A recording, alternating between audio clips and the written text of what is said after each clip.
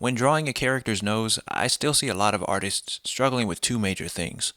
Number one is properly placing the nose, and number two is finding an original way to draw or symbolize it. And listen, as much as we all love anime and manga, this is not gonna fly forever. The entirety of the nose spans this length here, from the brow line / bottom of the forehead, all the way down to the bottom of the cheekbone, or the zygomatic process in technical terms. Now, this holds true in realism as well as in anime, as we can see here. So definitely avoid drawing your nose all the way down here in the same region as the mouth, which is a classic beginner mistake. If you take the time to properly measure out the landmarks for your facial features, you'll only be setting yourself up for success from the start. Okay, so now that we know where the nose lands on the face, let's quickly learn how to draw one. We'll simplify the entire structure down to two little opposite pointing triangles, one above and one below. I call this shape the necktie because that's pretty much what it looks like. Split this shape from top to bottom and draw a line right here from this corner to the other one. Then, draw in a circle right here at the intersection to represent the ball of the nose. For step 3, we can carve out the wings of the nose around the same height as the ball, and if we pop in 2 nostrils, then we end up with a solid framework that we can start designing on. Now at this point alone, we're already fully equipped to draw a pretty decent and believable nose. But to really level up our design process, we need to look at all the major pieces under the hood. Every single nose is made up of combined muscle and cartilage. We don't need to memorize all the anatomy information, we just need to visually understand what the nose is comprised of and how each piece affects its shape. Number 1 is the septal cartilage, which is pretty much the base piece for all of the nose's structure. The next 2 pieces are the lateral processes. There's one on each side of the nose. As you can see here from their somewhat triangular shape, this is what comprises the length or the middle section of the nose. Next, we have the greater alar cartilage.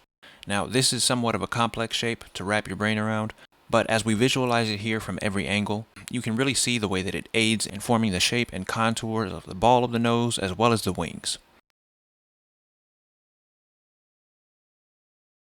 And the last and final piece of important cartilage for the nose is the smaller alar, which is pretty much just the nostril. You can see here the way they wrap and form the bottom parts that we are all very familiar with.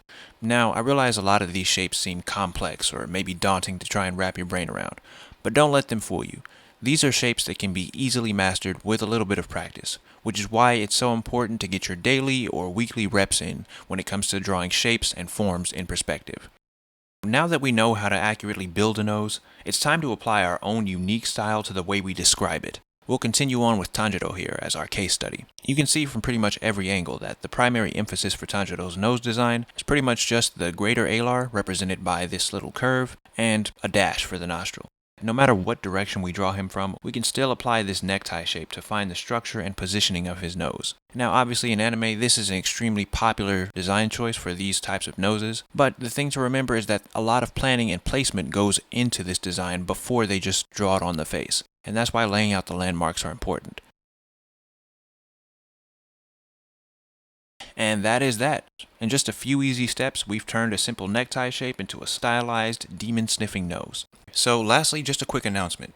I'll be officially launching a brand new series, my Character Design Anatomy playlist. In this series, we're going to take the boredom out of studying anatomy by deconstructing iconic characters. Every episode, we'll take a new main character and use them to master a specific fundamental. We'll cover topics like expressive hands, dynamic torsos, facial expressions, and pretty much everything else related to anatomy and expressing it in a dynamic way. If you want to be the first to see the debut episodes of my Character Design Anatomy series, make sure you hit that subscribe button and turn on the bell for notifications. As always, thanks for watching, keep practicing, and I'll see you guys in the next tutorial.